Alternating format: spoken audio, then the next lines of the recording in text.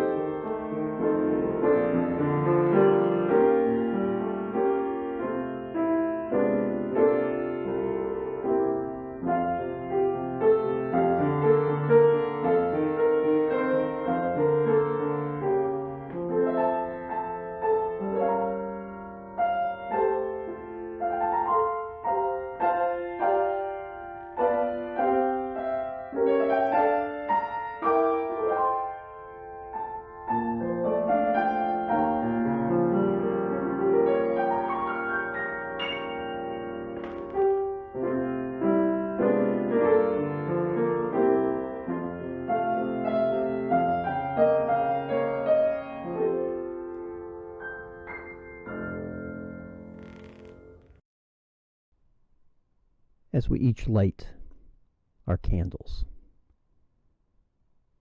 what memory does it bring up for you?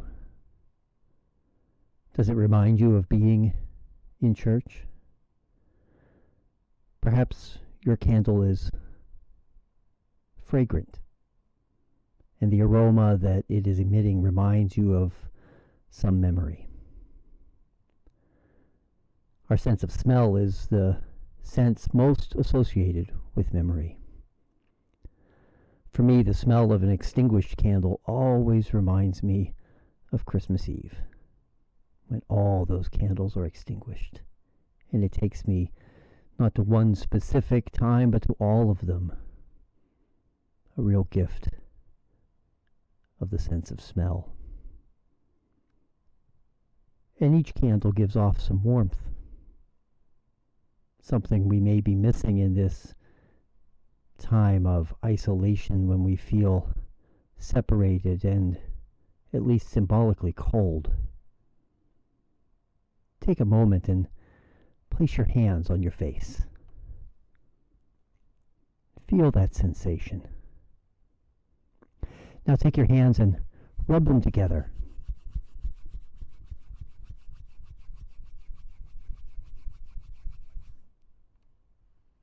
Now place them on your face again. Do you feel the warmth?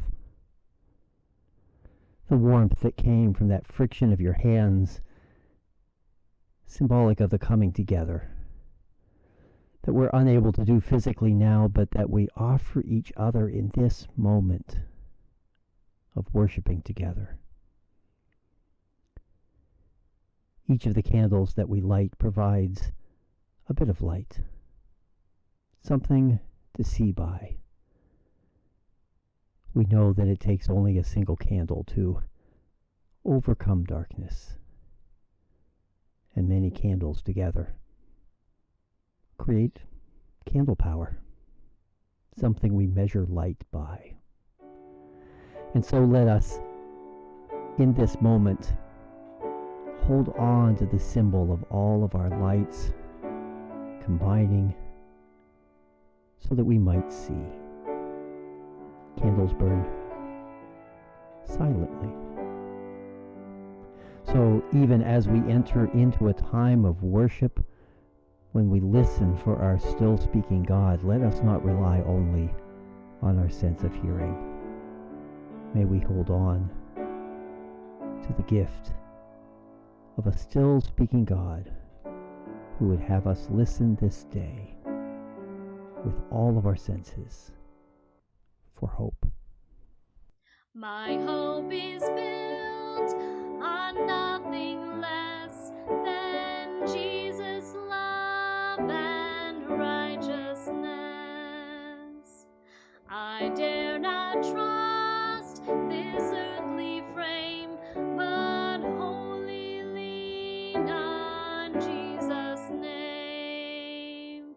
On Christ the solid rock I stand, all other ground is sinking sand.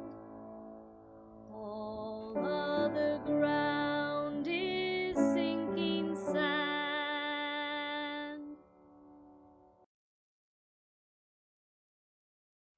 How Hope Goes Viral, a meditation.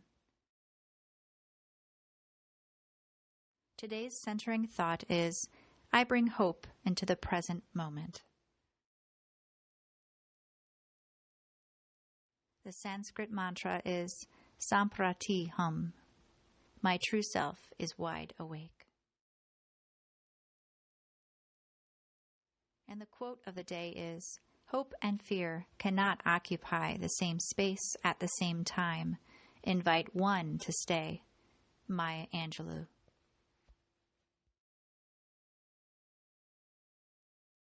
We all understand how we can be an agent of change for the people we personally interact with, but we can also affect those around us with whom we don't have direct contact through the connection of our shared collective consciousness.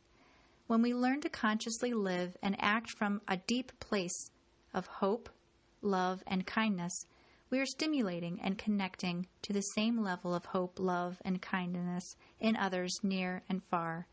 As their hope and love is awakened, it increases the strength of the signal, awakening more hearts in turn. This is how hope goes viral.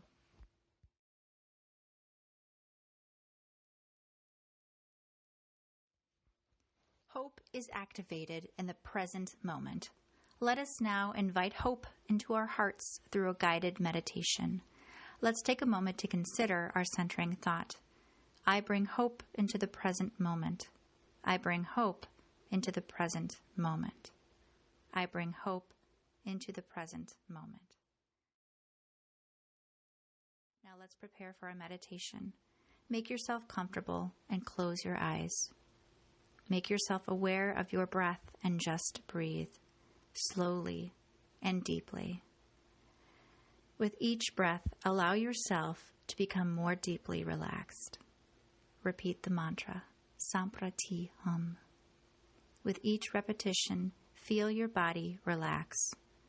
Whenever you find yourself distracted by thoughts, you can bring yourself back to the mantra, Samprati Hum. Samprati Hum. I'll mind the time, and when the music is done playing, gradually bring your awareness back into your body and contemplate our centering thought. I bring hope into the present moment. Namaste.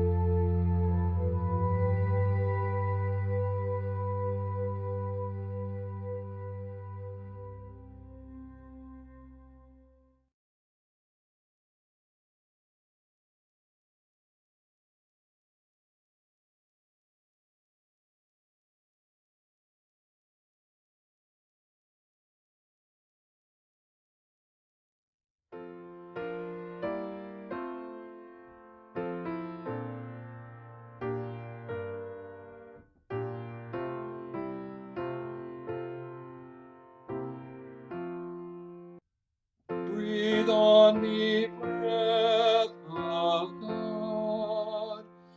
Fill me with life anew, that I may love the way you love, and do what you would do.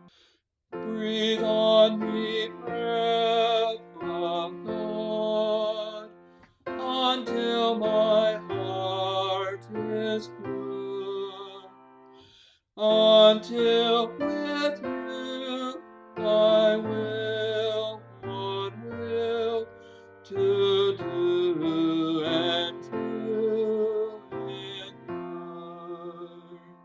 Breathe on me, breath of God.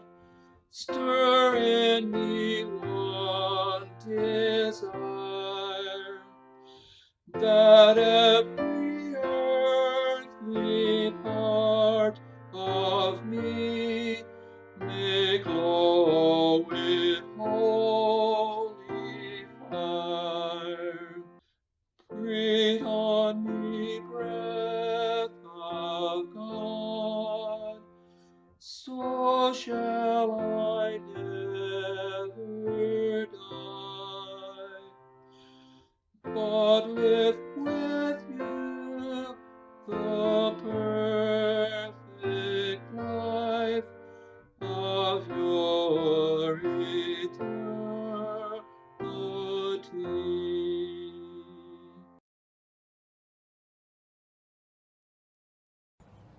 Good morning. Today, I want to tell you a story, and it goes off Pastor Ian's question of what does hope feel like? And this is a story about a man who showed hope by using his body, and all he did was walk. But this story is wonderful. Mr. Rico sent me this story, and I just had to share it with you. Captain Thomas Moore, he is a World War II veteran who just turned 100 years old. Now, Captain Tom, as he's known, wanted to raise money for the doctors and the nurses that were fighting COVID-19. So he thought of what he could do. Now, being vulnerable and quarantined, he didn't know how he could help. So he came up with an idea to raise money by walking his garden.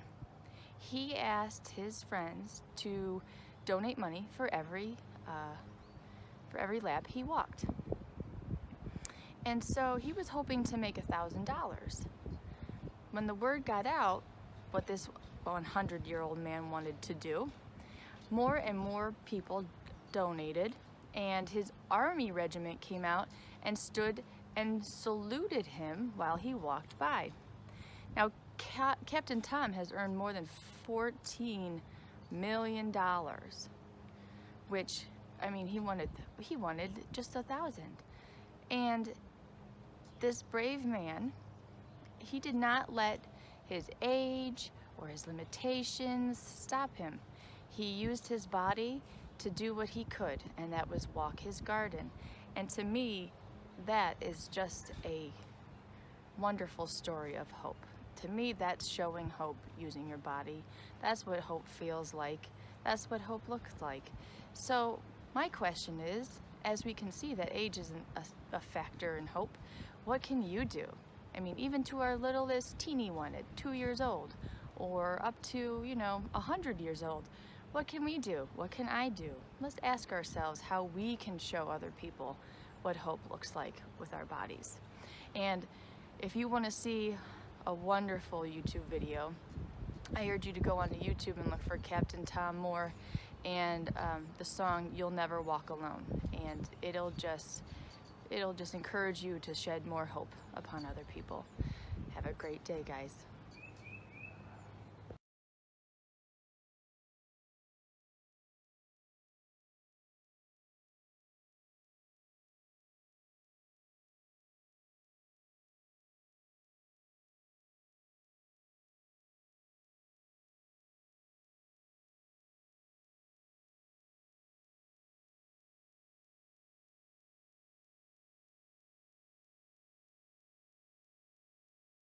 Happy birthday to you. Happy birthday to you. Happy birthday, dear Lindsay. Happy birthday to you. Happy birthday! Happy birthday, Lindsay. Happy birthday, Lindsay! Happy birthday, Lindsay! Hope you have a great day. Enjoy your time with family. Love you. Happy birthday, Miss Lindsay. Happy birthday, Lindsay. Happy birthday, Lindsay! Happy birthday, Lindsay. Hi, Lindsay. Happy birthday. You are amazing and you're the best youth pastor in the world, and I hope your day is awesome. Happy birthday, Lindsay. Happy birthday, Lindsay. Happy birthday, Miss Lindsay. Hey, Linz. Happy birthday. I miss you, and I hope that you're doing well. Hope you like this little video.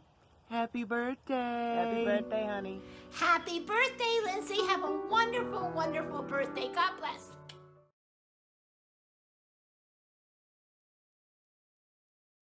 So many religions or parts of religions have demonized the body. They've seen the body as evil. All of our animal dimension, sexuality, defecation, you name it, aging, and of course death, as evil, as wicked somehow. And the scourging of the body is a part of many religious traditions, as though the body were somehow wicked. I think I understand some of the cultural sources of those fears of the body, but I don't share them. I think the body, not just our body, but the body of a raccoon, the body of a paramecium, the body of a daffodil, are miraculous and astounding. And it's only because we dwell in this amazing creation with its opposable thumb and 5 fingers and voice box and functioning brain and millions of simultaneous processes going on. It's only because we dwell in the midst of them constantly that until we fall ill, we tend to take them for granted. As I mentioned when we were talking about wildness, the ongoingness of the body, all that our body does, that it does on its own without our conscious or reflective intervention, is probably 99.9% of what's going on right now in my body I'm not aware of, and the same would be true for you. The little bit that I am aware of is my thinking, my answering your question, my considering our setting, and so forth. That itself seems to me astounding, that ongoingness of this organism, which after all was assembled and is daily reassembled out of the elements of the earth. Carl Sagan, the great astronomer and television scientist, was fond of saying that we are made of star stuff, meaning that every element in my body or your body that's heavier than helium is the result of the explosion of a previous generation of stars. That's how these heavier materials, oxygen, carbon, iron, everything else in our bodies, that's how they were made. And what is it that brings all this together into a temporary shape? There was a time when there was no Scott Russell Sanders. There's going to be a time when there won't be a Scott Russell Sanders, that this organism will have dissipated. But for a stretch of time, there is this organized structure that's made out of old star stuff, that is animated, that thinks, that feels, that moves around, that takes in air and water and so forth and food, and reassembles its wounded parts. That's astounding. But it's only because it's so familiar to us that we forget or we never notice how astounding that is. That's one of the things that I hear and feel in the quote from Blake, that we are a manifestation of this fire of creation.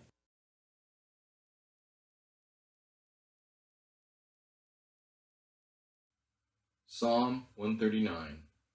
O Lord, you have searched me and known me. You know when I sit down and when I rise up.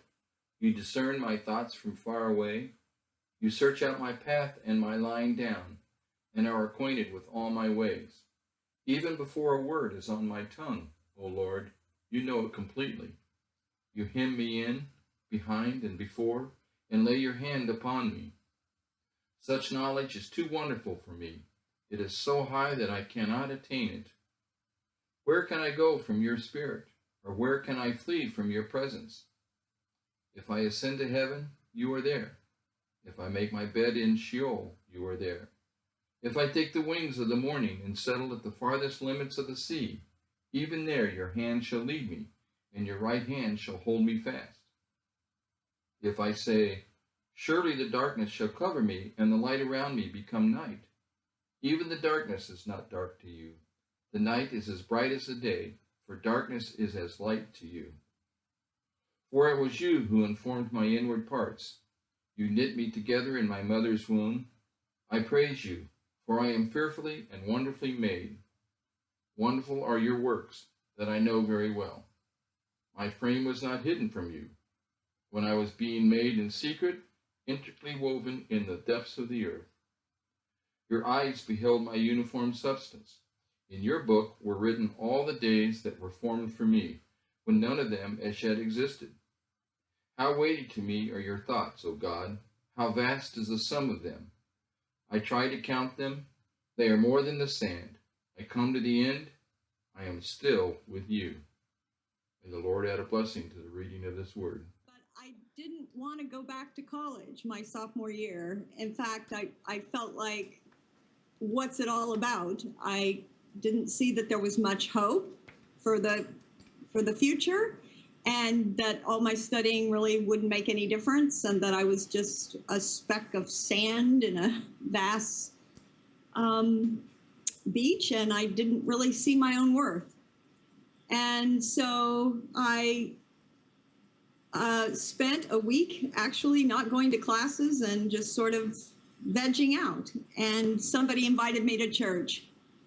And they invited me to an Assembly of God church, and I was raised in the Presbyterian church, so you can imagine how different the Assembly of God church was for me. They actually moved in church, and they had rhythm, and one of the things I liked is there was a mix of economic groups there, mostly blue-collar workers, and that impressed me as well.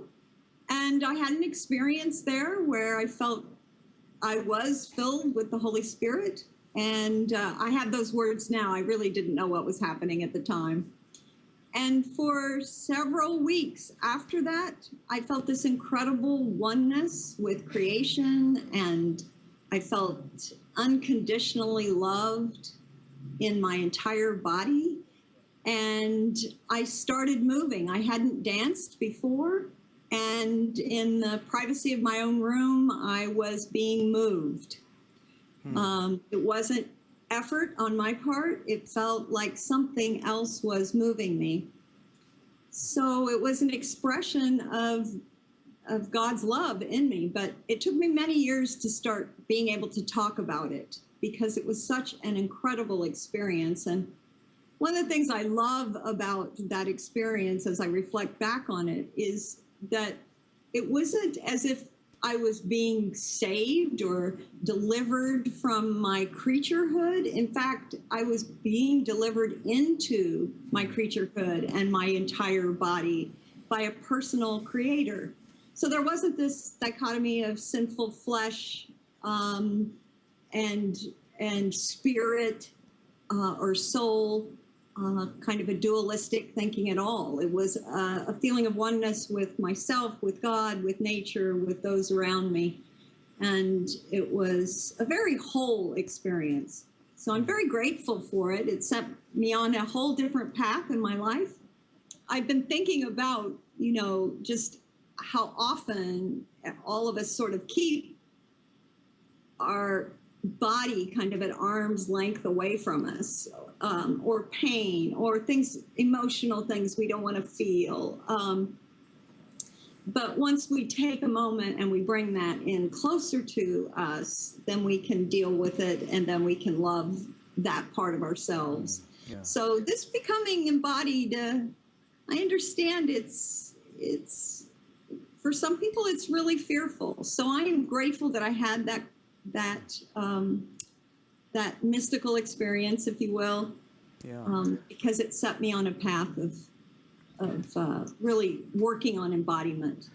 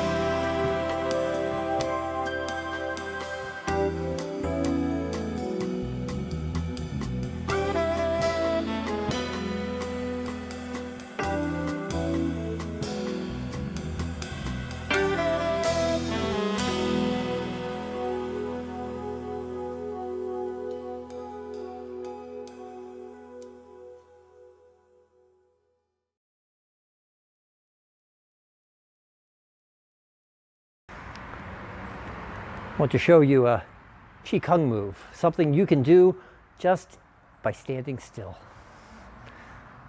Something that will help you find life and energy within your body as you practice it, and there is no perfect way of doing it. We're always improving, always grasping after that next better form. And so here is what you do. You place your feet about shoulders width apart, and feel your feet firmly against the ground, whatever surface you're on, because the energy is going to start there. And we're going to move the prayer wheel. The name of this gesture is the prayer wheel keeps on spinning. And so the goal is to have one fist above another and to move them in a circle, like a prayer wheel turns. Now, when you begin, you're going to be inclined to think about your hands and to do this. But that's not the gesture, not to move your fist with your hands and your arms, but you can start there. But slowly move it out so that it's not just your arm, but your shoulder gets involved, and the other shoulder. And the one fist turns over the other, making a circle. And you start using your hips to do so, and your legs.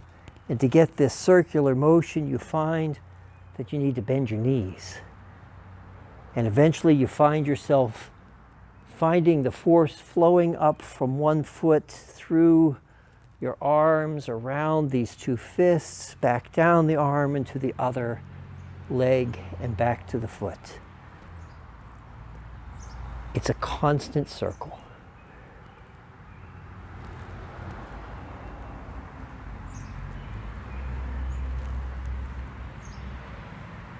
Over time, you will find that you can feel it happening within your body. It becomes less conscious thought and more physical thought. And in this motion, a motion similar to Buddhists spinning a prayer wheel so that the prayers continue to be heard in the heavens, you might find that your body is praying. In the motion, in the breathing,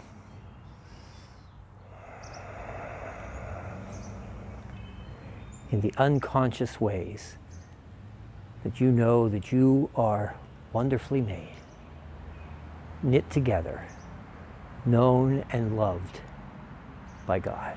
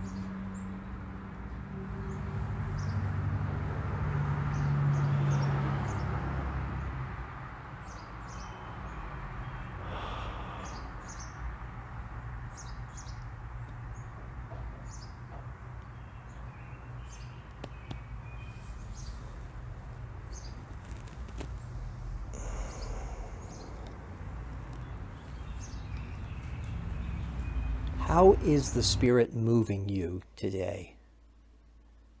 Are you filled with Spirit in a way that makes your body feel alive? Do you feel like dancing? Do you feel connected in your body?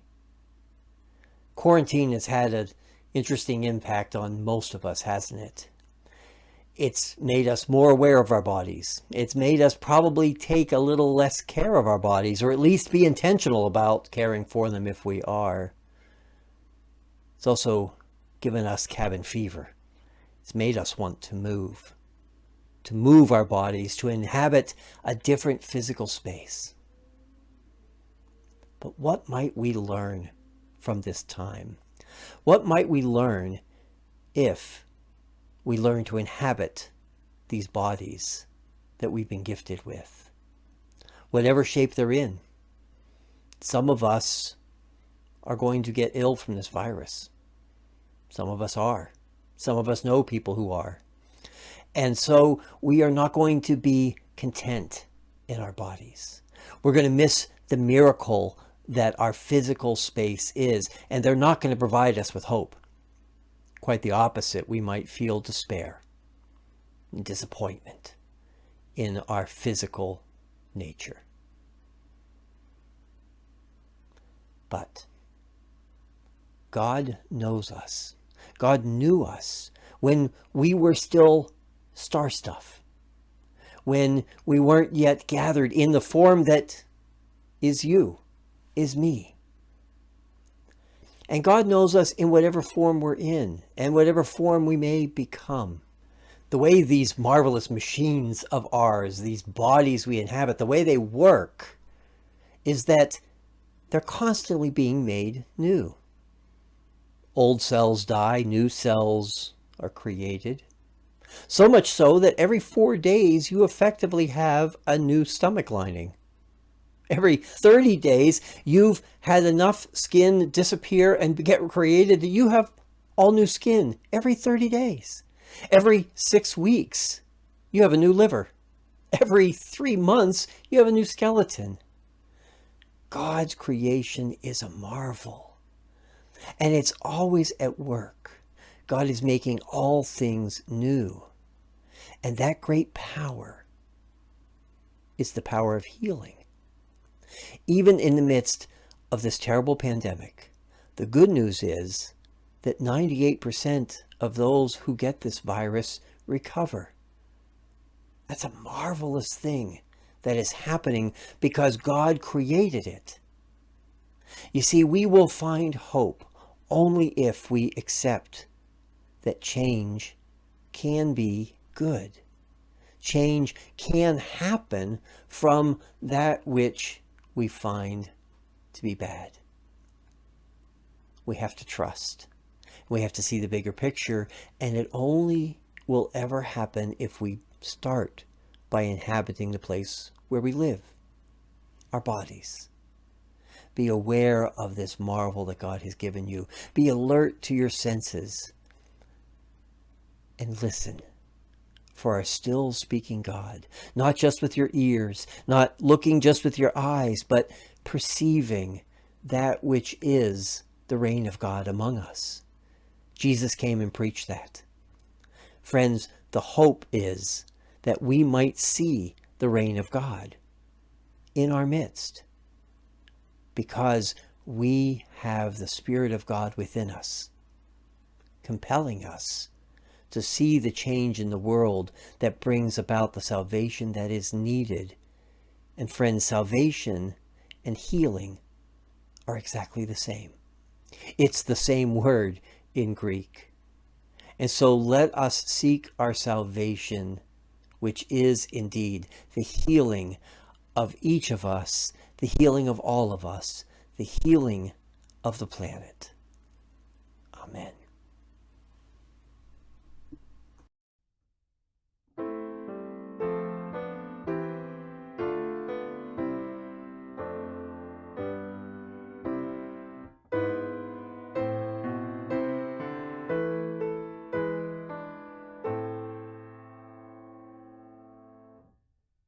We yearn, O Christ, for wholeness and for your healing touch. Too long have we felt helpless.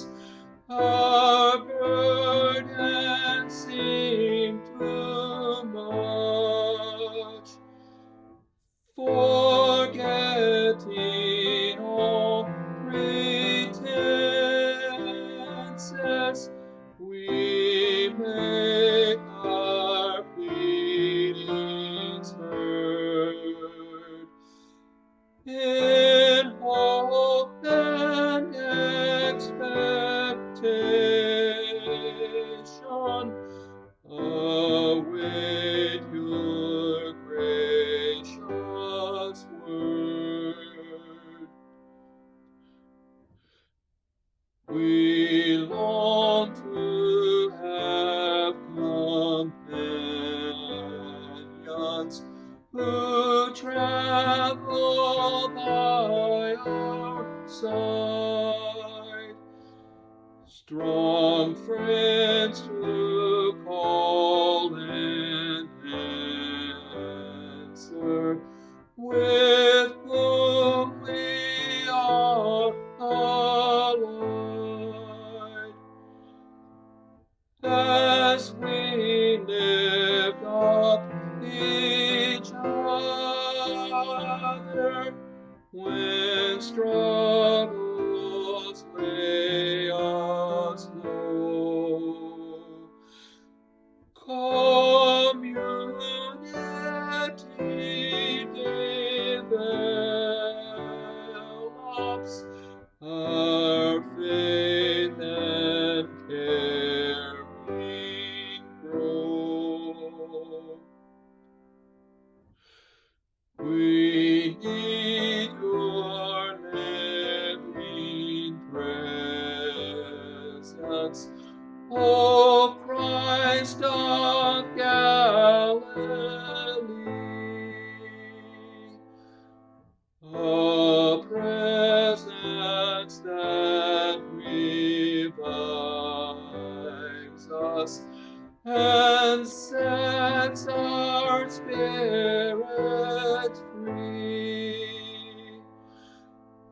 No longer are we fearless, your love pervades each place.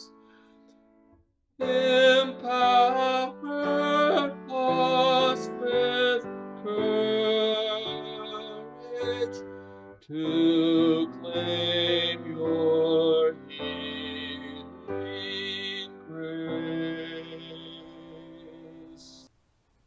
Last week in our series, we introduced the concept of a medicine pouch, something that you might keep some items in, some talismans, to help you stay on this journey, to concentrate on the journey of searching for hope, as a native person might on a vision quest.